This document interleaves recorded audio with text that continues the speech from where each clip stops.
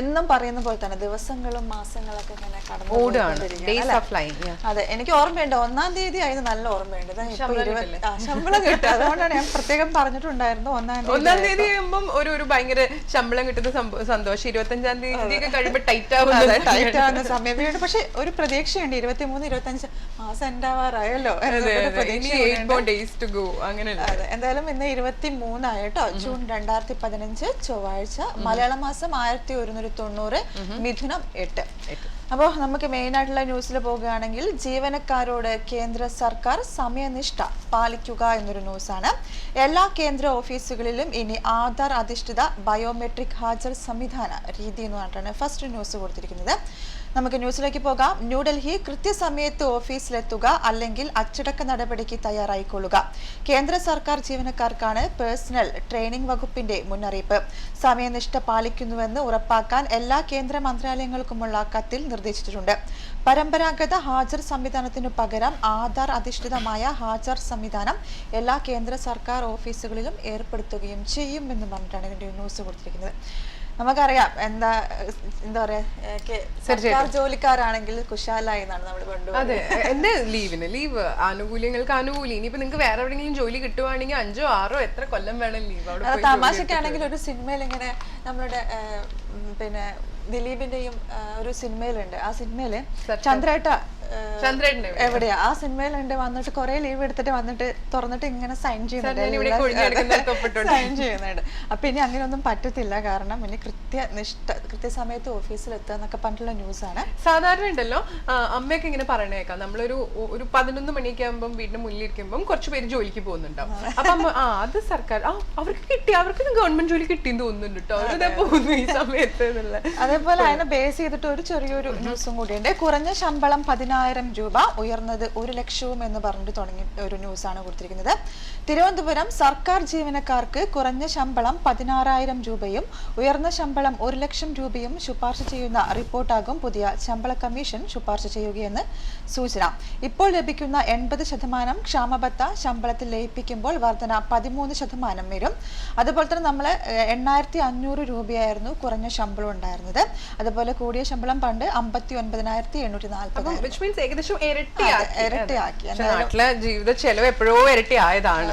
Okay, അപ്പൊ സിറാജ് പത്രത്തിലേക്ക് പോവുകയാണെങ്കിൽ ഇന്ന് 23-ാം തീയതി ട്യൂസ്ഡേ 2015 ജൂൺ മാസം ആദ്യത്തെ വാർത്തയായിട്ടുള്ളത്, ആദ്യഘട്ടം രാജ്യത്ത് 30 നഗരങ്ങൾ, സ്മാർട്ട് ആകാൻ 7 നഗരങ്ങൾ എന്ന് പറഞ്ഞിട്ട് പ്രാഥമിക പട്ടിക അടുത്ത മാസം 25-ന് പ്രധാനമന്ത്രി ഉദ്ഘാടനം ചെയ്യുമെന്ന് പറഞ്ഞൊരു വാർത്ത കണ്ണൂരിൽ നിന്ന് കൊടുത്തിട്ടുണ്ട്. രാജ്യത്ത് 100 നഗരങ്ങളിൽ സ്മാർട്ട് സിറ്റിയായി ഉയരുന്ന പദ്ധതിക്ക് ഈ മാസം 25-ന് തുടക്കമാകും. ആദ്യം ഘട്ടത്തിൽ 30 നഗരങ്ങളാണ് സ്മാർട്ട് സിറ്റികളാവാൻ പ്രഖ്യാപിക്കുക എന്ന് പറഞ്ഞിട്ട് 2ഉം 3ഉം ഘട്ടങ്ങളിൽ ശേഷിക്കുന്ന സ്മാർട്ട് സിറ്റികൾ നടപ്പാക്കും എന്ന് പറഞ്ഞൊരു വാർത്തയുണ്ട്.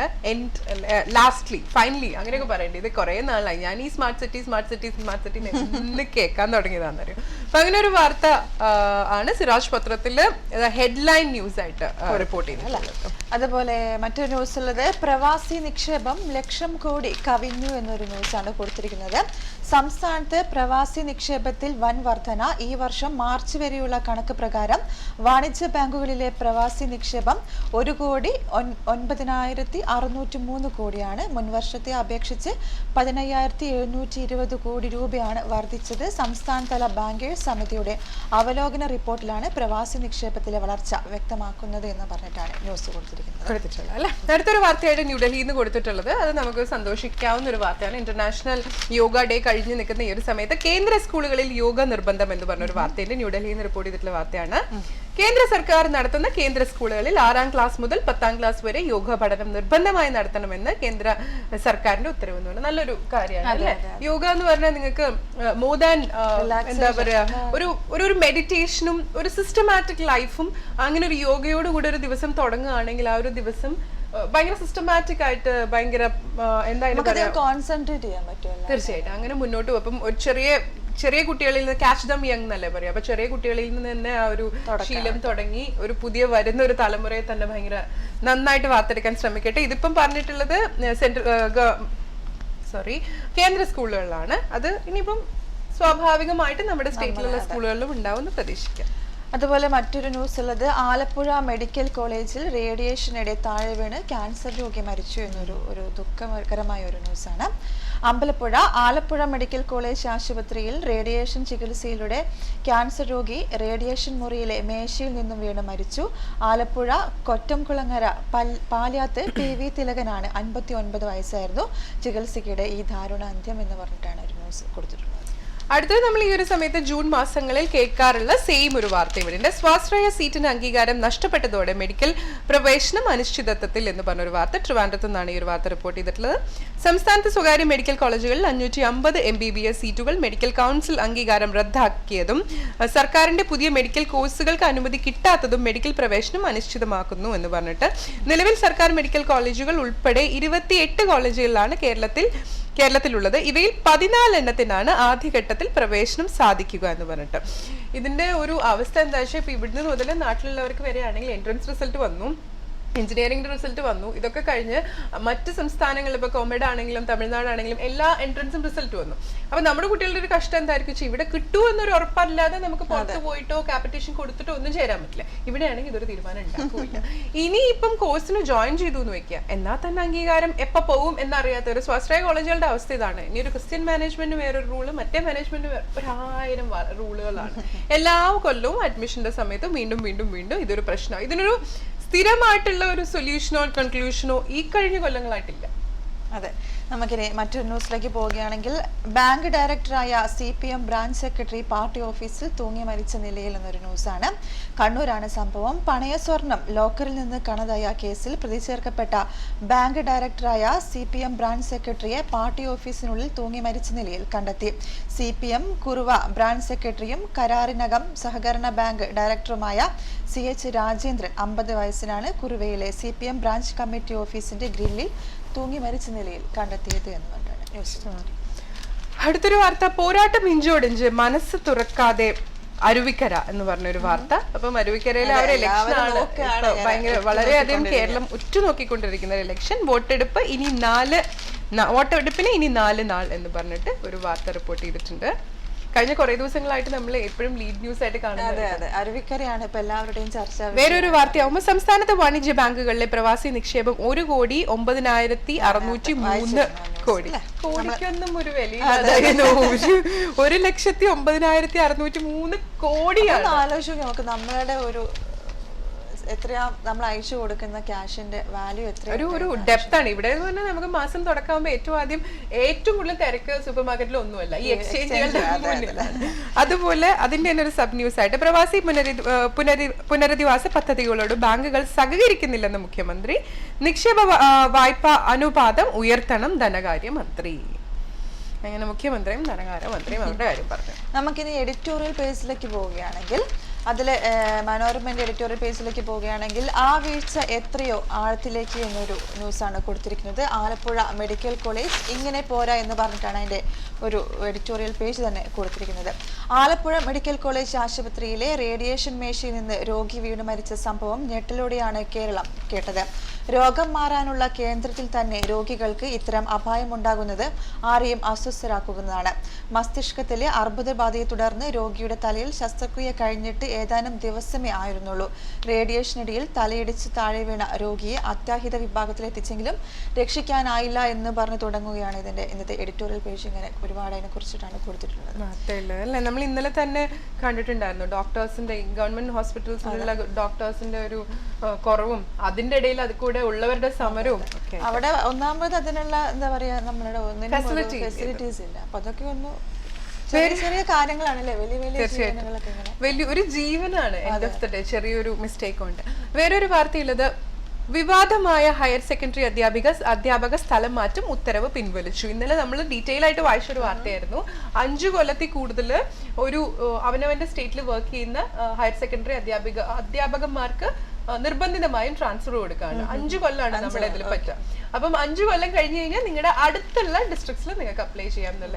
ഈ ടീച്ചേഴ്സിന് ഏറ്റവും വലിയൊരു സേഫ് സോണും ഏറ്റവും കൂടുതൽ ആൾക്കാർ ആ ഒരു പ്രൊഫഷനിൽ പോകാൻ നോക്കുന്നത് അവനവന്റെ സ്ഥലത്ത് ഇങ്ങനെയല്ലേ പറയാ, ബാങ്ക് ജോലിയും ടീച്ചർ ജോലിയാണ് സ്ത്രീകൾക്കൊക്കെ ഏറ്റവും കൂടുതൽ കമ്മ്യൂട്ട് ചെയ്യാനും ഒക്കെ സുഖമായിട്ട്. അപ്പൊ ആ ഒരു പ്രശ്നമാണ് പറയുന്നത്. ഇപ്പൊ അത് ആ ഉത്തരവ് പിൻവലിച്ചു എന്നുള്ളൊരു വാർത്തയാണ്. എന്തായാലും ആശ്വസിക്കാം അല്ലെ, പിൻവലിക്കാനുള്ള ഉത്തരവാണെങ്കിൽ പിന്നെ എന്തിനാ ഈ ഉത്തരവ് കൊടുക്കുന്നത്?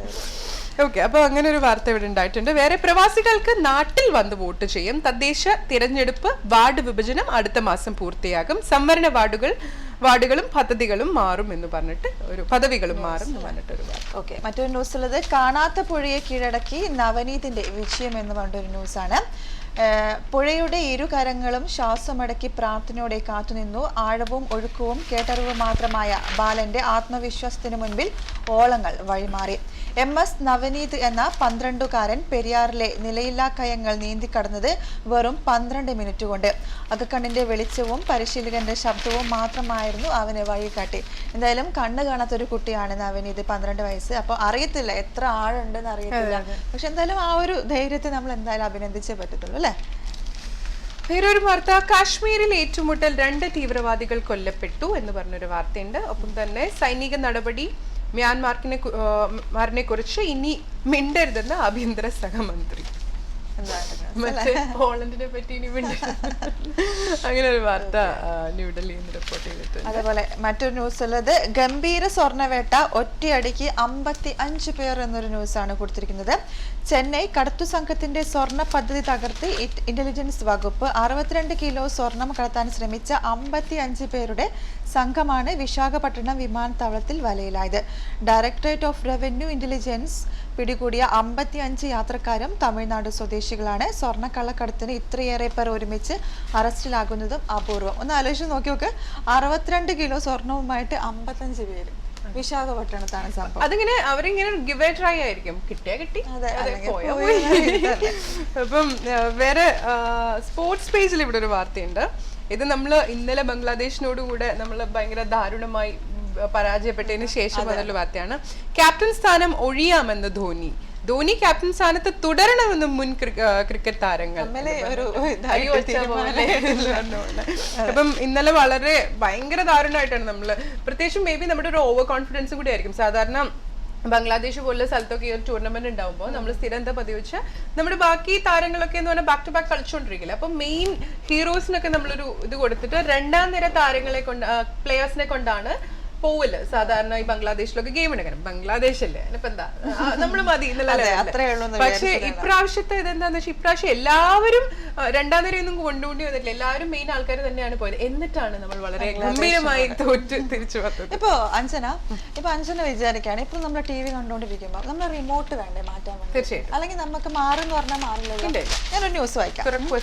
മനസ്സേ മാറ്റൂ ആ ചാനൽ. ലണ്ടനിലാണ് TV ചാനൽ മാറ്റാൻ റിമോട്ട് അന്വേഷിക്കേണ്ട, മനസ്സിൽ വിചാരിച്ചാൽ മതി, ആ ചാനൽ സ്വയം നമ്മുടെ മുന്നിലെത്തും.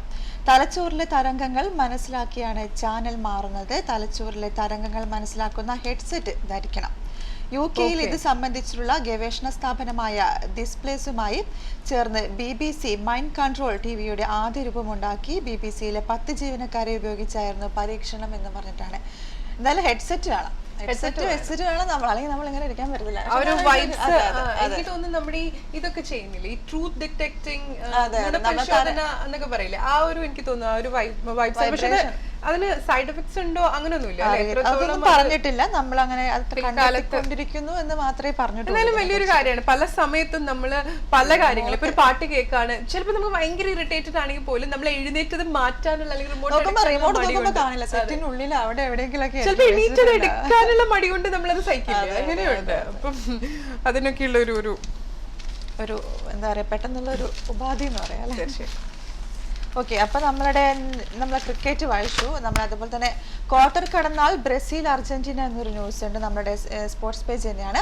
കോപ്പ നിറച്ച് ഇനി 8 ടീമുകൾ മാത്രം. വെനസ്വേലയെ തോൽപ്പിച്ച് ബ്രസീൽ ഗ്രൂപ്പ് ചാമ്പ്യന്മാരായതോടെ ക്വാർട്ടറിൽ എതിരാളികളായി കിട്ടിയത് പാരഗ്വായ. അർജന്റീനയ്ക്ക് കൊളംബിയയുടെ വെല്ലുവിളി മറികടക്കണം എന്ന് പറഞ്ഞിട്ടാണ് എന്റെ ന്യൂസ് പോയിരിക്കുന്നത്. അപ്പൊ ഇതൊക്കെയാണ് നമ്മളുടെ പ്രധാനപ്പെട്ട വാർത്തകൾ. ഒറ്റയടിക്ക് നമ്മൾ നോക്കുമ്പോൾ ലോകത്ത് നടക്കുന്ന വാർത്തകൾ. ഇനി ഇവിടെ പ്രാദേശിക വാർത്തകളാണ്. പൊതുവെ നമുക്ക് ഏറ്റവും ആദ്യം താല്പര്യം പ്രാദേശിക വാർത്തകൾ കേൾക്കാനാണോ? തീർച്ചയായിട്ടും. അപ്പൊ നമ്മൾ ഒരു ഗ്യാപ്പ് ഇട്ടിട്ട് ഒരു പാട്ട് കേട്ടിട്ട് ആ പ്രാദേശിക ഒരു ചെറിയ ബ്രേക്ക് പോയിട്ട് ആ പ്രാദേശിക വാർത്തകൾ കേൾക്കാനുള്ള തയ്യാറെടുപ്പോടുകൂടി തിരിച്ചു വരാം.